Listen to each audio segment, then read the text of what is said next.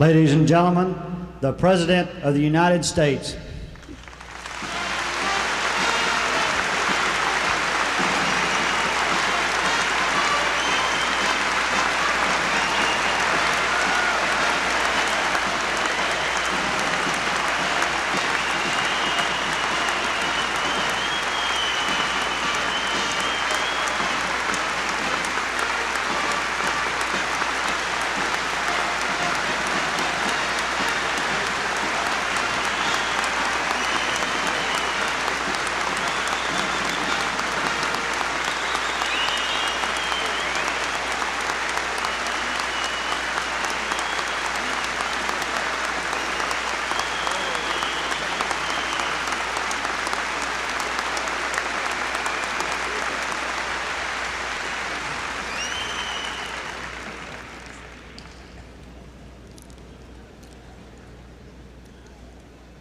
I now declare this.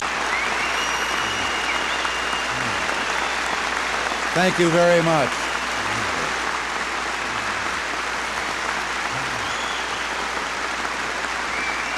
Thank you.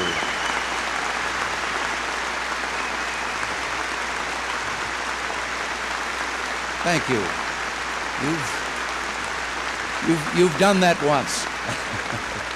Thank you.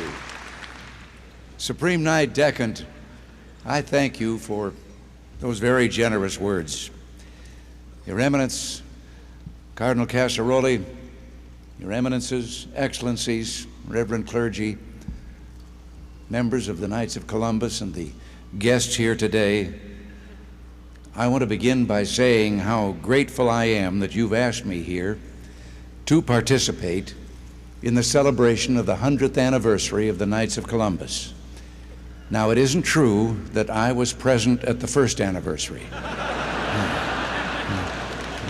But a few years back,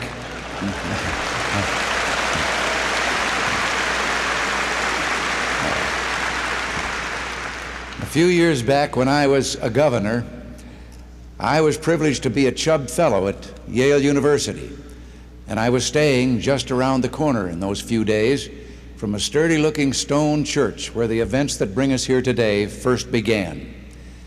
It was there in the basement of St. Mary's Church on Hill House Avenue that Father McGivney and a few dedicated parishioners started an organization that would grow beyond any of their imaginings. Today, the spires of a great university can still be seen on the New Haven skyline, but there is another dominant presence: 4 huge towers of the national headquarters of the Knights of Columbus. A group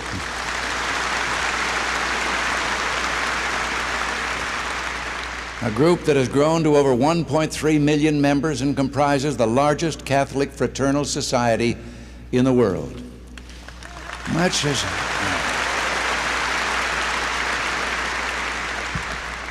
Much has happened to Father McGivney's dream since 1882, and much good has flowed from that church basement on Hill House Avenue. The Knights of Columbus is unrivaled in its dedication to family, community, country, and church. And your corporal and spiritual works of mercy for those in need are both a legend and an example to your countrymen. In the single year of 1981, you made in charitable contributions more than $41 million. And even more important, devoted more than 10 million hours in community service. As important as your works of charity are, however, you have also maintained individually and corporately your stalwart faith in religious and family values. Through activities such as the Catholic Information Service, you stood unhesitatingly for these values. And that's why, for example, in the 1920s, long before the cause was taken up by others, you were earnestly working for an end to racial and ethnic prejudice in America, fighting for justice for blacks and for Jews as well as for Catholics. And today you bring this same fervor to your work on behalf of the American family and your religious values. In doing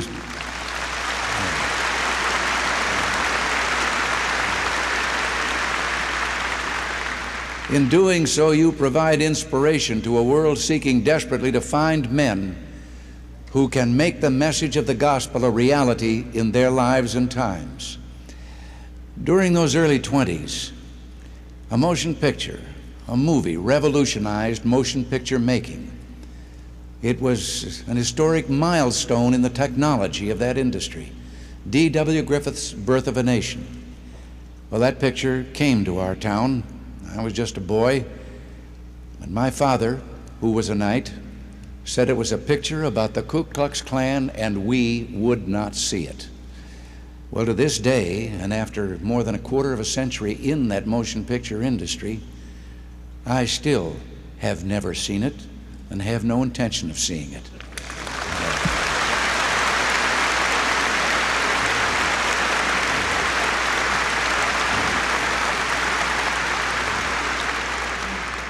During the last campaign, I spoke frequently of these crucial values of family, work, neighborhood, religion, and personal freedom.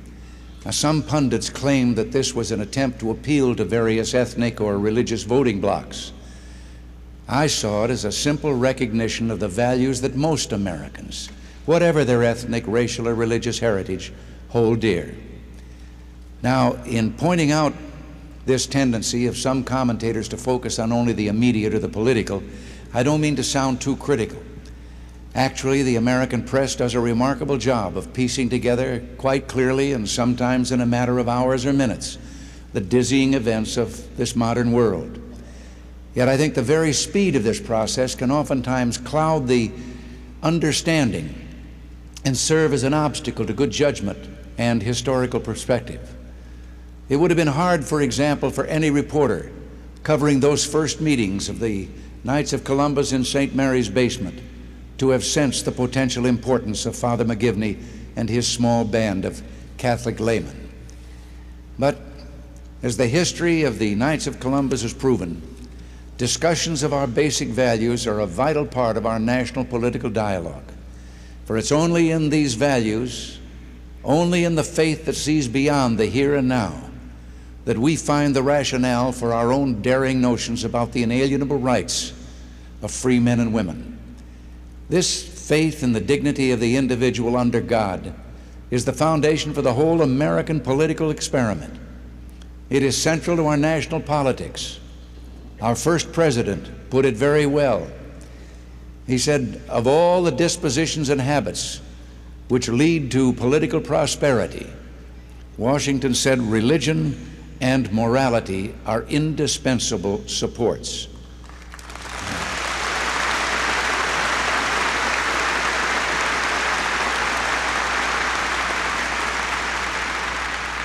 And incidentally, to those who suggest that the two could be separated, he further pointed out that morality could not really be sustained or widely observed without religion.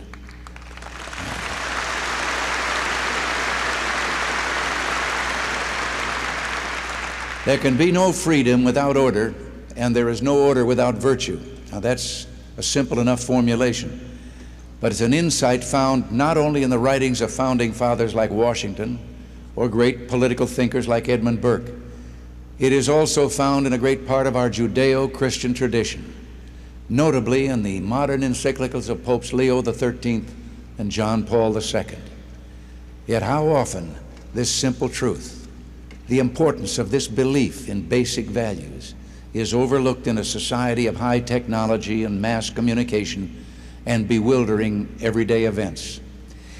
I guess what I'm trying to say was put very well by that great Catholic essayist G.K. Chesterton when he warned about the modern habit of those who try to put the heavens in their heads rather than their heads in the heavens.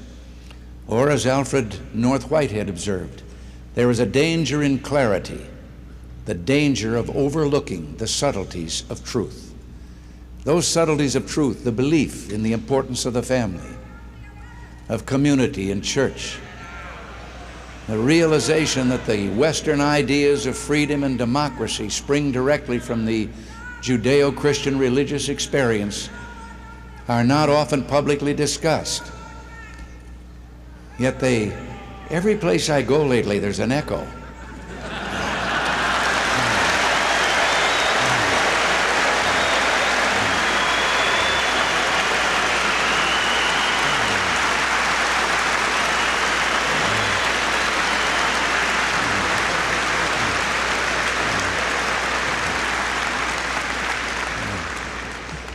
These things that are publicly discussed still remain the foundation for our concepts of social justice, our political system, our very way of life.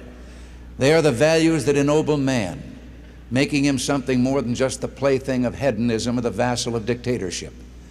They entitle him to personal dignity and to the individual liberty and representative government that dignity enjoins. Now, perhaps some of you remember that just a few years ago, these basic values were being forgotten in the highest levels of our government. Indeed, the machinery of government at times actively opposed them.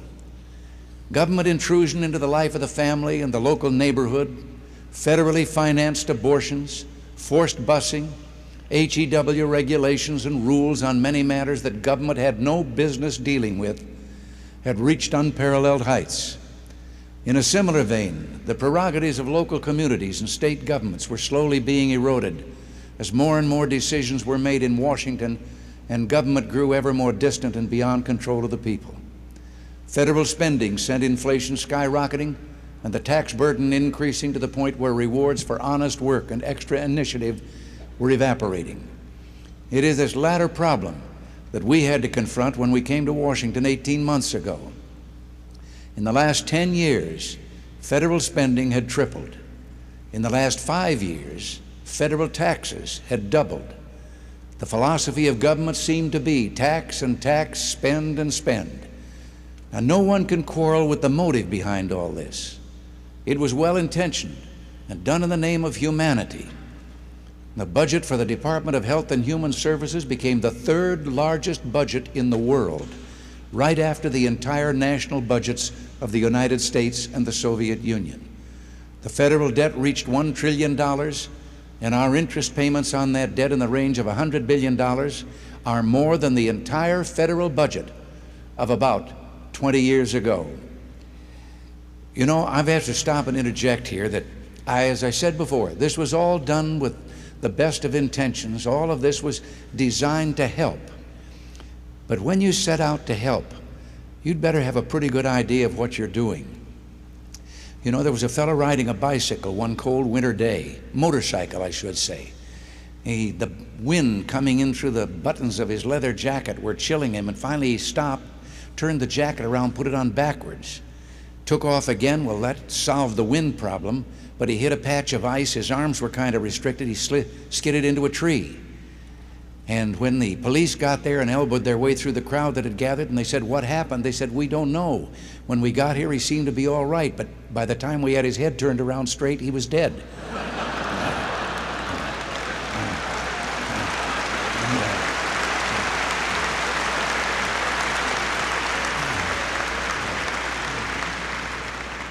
Well, since we've been in Washington, we've tried, and I believe have brought an historic change to Washington.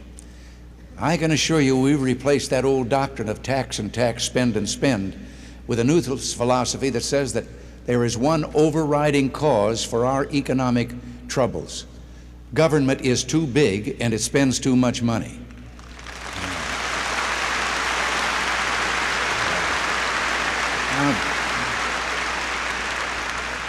Now, I know that you've heard and read a variety of accounts almost every day of what we're trying to do, many of them quoting unnamed but highly placed sources in the White House.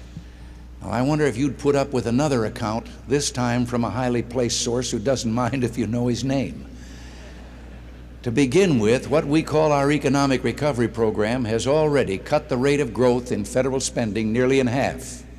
And it has already cut away billions in taxes for individuals and businesses. And for the first time in history, taxes are going to be indexed to the rate of inflation, a reform that takes away government's hidden profit from inflation. We have cut through the growing thicket of federal regulations that was stifling business and industrial growth. Vice President Bush heads up a task force that deals with this. And already we've made savings of nearly $6 billion annually just in changing regulations. And this year alone, there will be 200 million fewer man-hours of paperwork imposed on American citizens.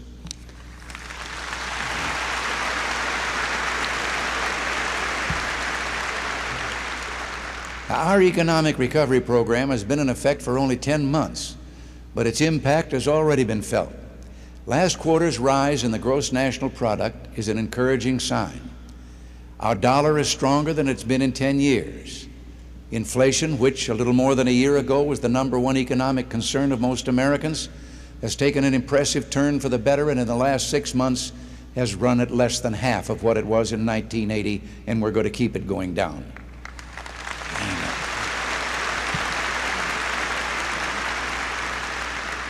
We've brought to individual Americans the first comprehensive tax cut they've said had since John F. Kennedy's tax cut 20 years ago. And incidentally, some of the critics of ours were criticizing him then for trying to do what he did.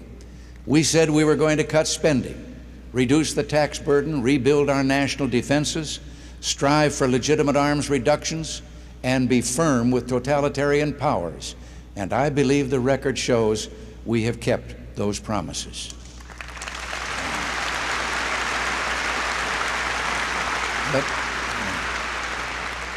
But our promises about working to clean up the federal fiscal mess and cut the size of government were not made just in order to get the economy moving again, as important as that is.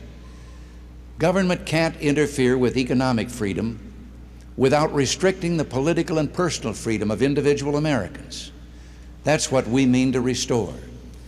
John Stuart Mill put it very well: a state which dwarfs its men in order that they may be more docile instruments in its hands, even for beneficent purposes, will find that with small men no great thing can really be accomplished. The intrusive hand of government can only hinder creativity, stultify growth, and suffocate enterprise, initiative, and diversity. Our goal is to take government out of areas where it does not belong so that it can properly perform its traditional and legitimate functions. And that's why we support and endorse a program of tuition tax credits so that our independent schools and our country as a whole will prosper.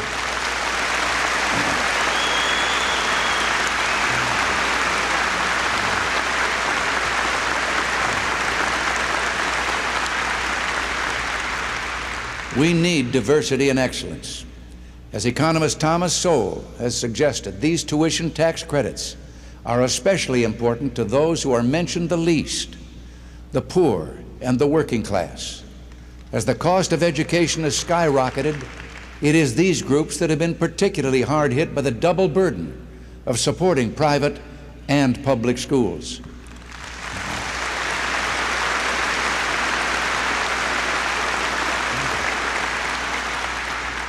And let me add here that far from being a threat to the public school system, these tax credits will serve only to raise the standards of the competing school systems.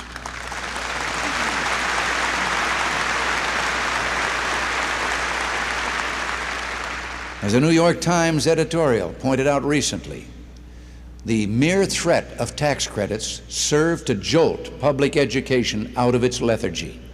In New York and other places, public schools now show encouraging signs of improvement. This proposal for tax relief is now before the Congress, and I was just told this morning by Senator Dole that he has agreed to start markup on the tuition tax credit bill this coming Monday.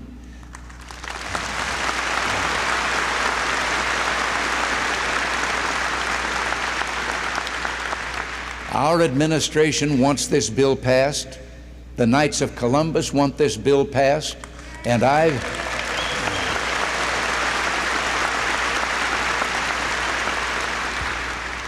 believe the voters next November will demonstrate that they want this bill passed.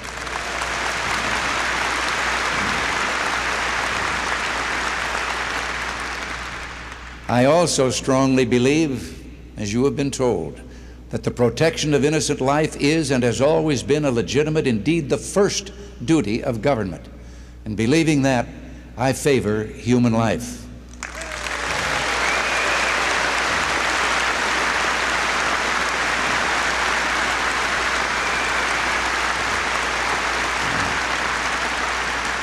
And I believe in the human life legislation. The Senate now has 3 proposals on this matter from Senators Hatch, Helms, and Hatfield.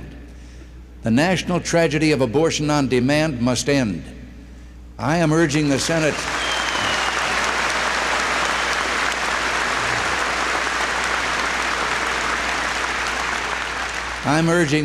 to give these proposals the speedy consideration they deserve. A Senate committee hearing was held recently to determine if we can when life actually begins. And there was exhaustive testimony of experts presenting both views. And finally, the result was declared inconclusive.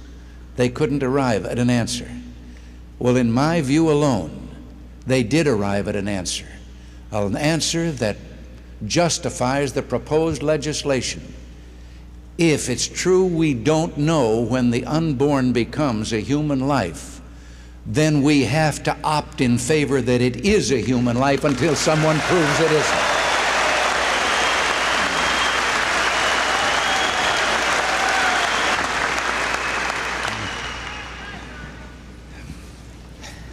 As many of you know, our administration has also strongly backed an amendment that will permit school children to hold prayer in our schools.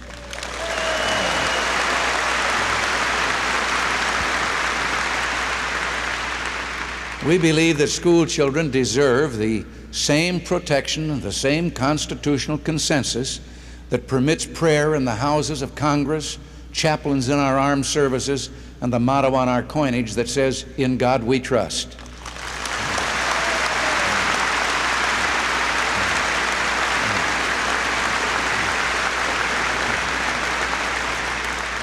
I grant you, possibly we can make a case that prayer is needed more in Congress than in our schools, but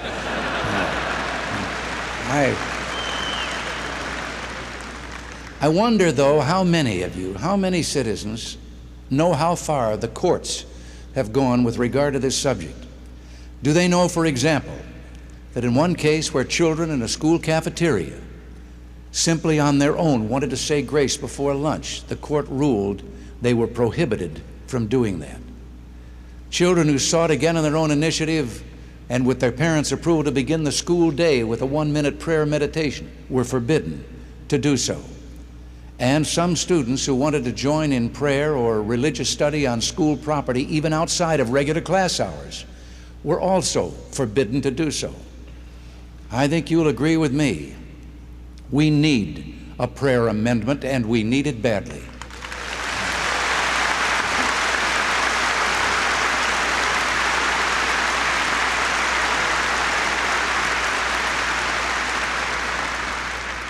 We are supposed to have freedom of religion. Nothing in the Constitution says freedom from religion.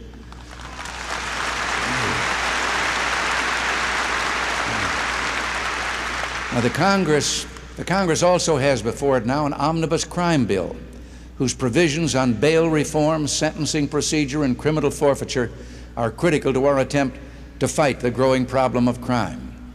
We need that bill. It's critical to our efforts to control organized crime and the trade in illegal drugs and the street corner criminals who promote that trade. Let me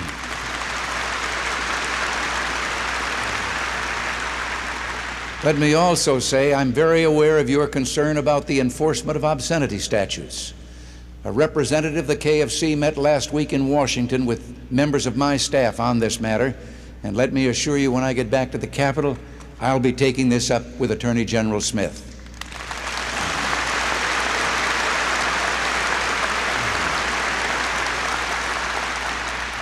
A few moments ago, I used the term historic change with regard to our domestic policies. Well, I think this kind of change has been duplicated in the foreign area as well. We've rejected the view that the world is faced with the impossible dilemma of either fighting a nuclear war or caving in to totalitarian rule. Contrary to what followers of Marx and Lenin would have us believe, we're not hopelessly buffeted by the tides and currents of history. For history is not the stuff of impersonal forces or unalterable laws. Free men and women, inspired by their deeply held beliefs and values, are capable of turning those tides of history and setting them running again in the cause of freedom. And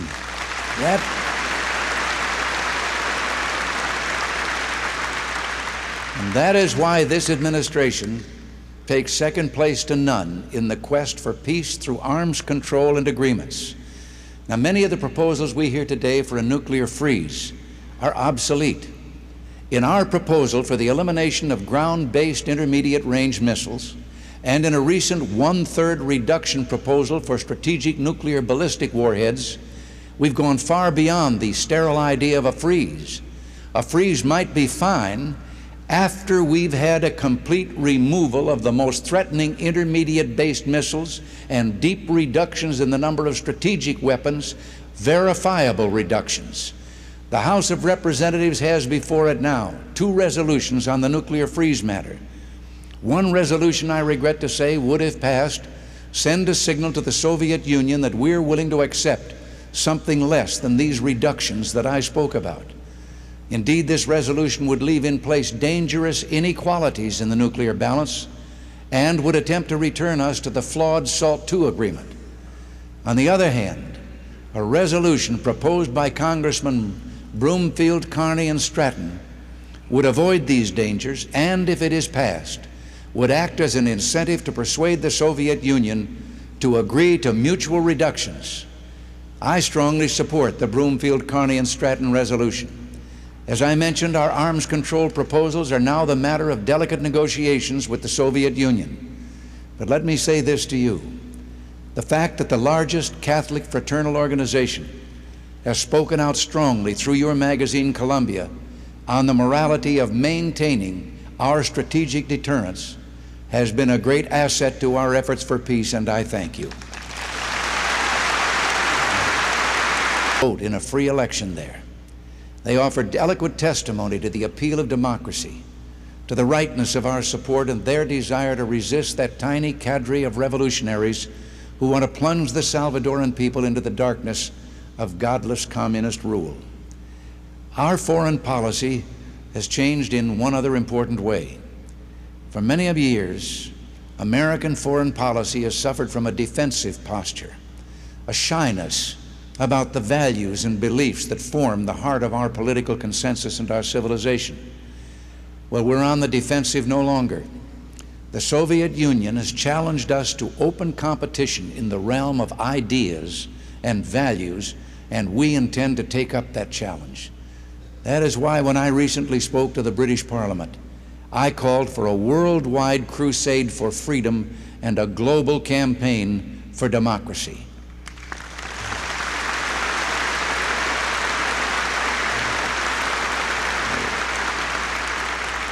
As part of this forward strategy for freedom, I recently had the pleasure of signing in a public ceremony for the first time in history the Captive Nations Week proclamation. I did so as a reminder of the suffering of those who live under totalitarian rule and as an expression of our hope that someday all the people of the world will live in freedom. Now,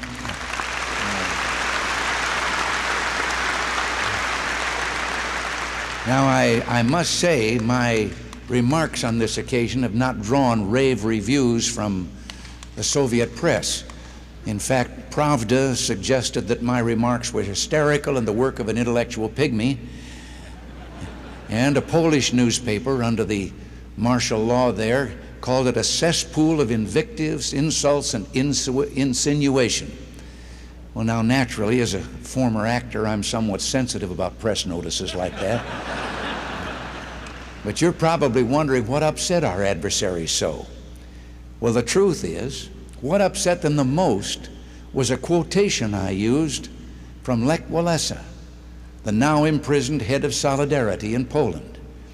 In an interview published here before his confinement, Lech Walesa spoke of the wheat that grows on the stones, of how brutal repression only seems to strengthen the hope and hunger of those who long for freedom.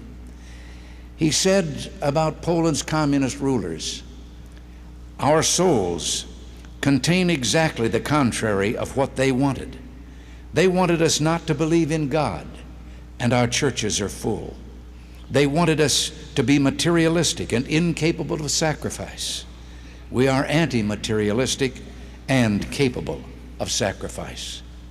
They wanted us to be afraid of the tanks, of the guns, and instead, we don't fear them at all.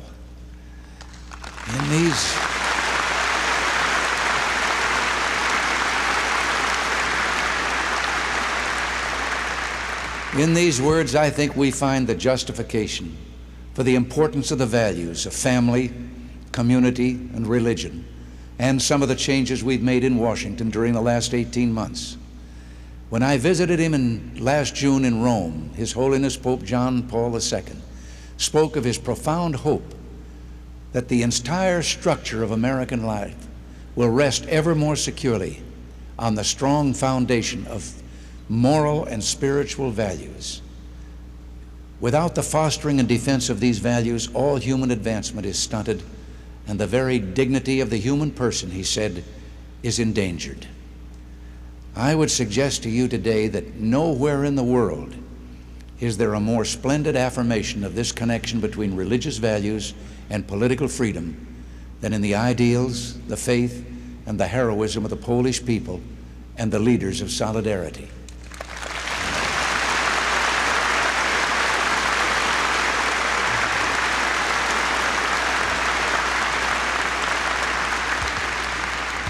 We hope and we pray today for a time when the people of Poland and all of the peoples on earth will join the people of America in celebrating the joys of freedom and speak together in pride and dignity of the wheat that grows on stones. God bless you, and thank you very much.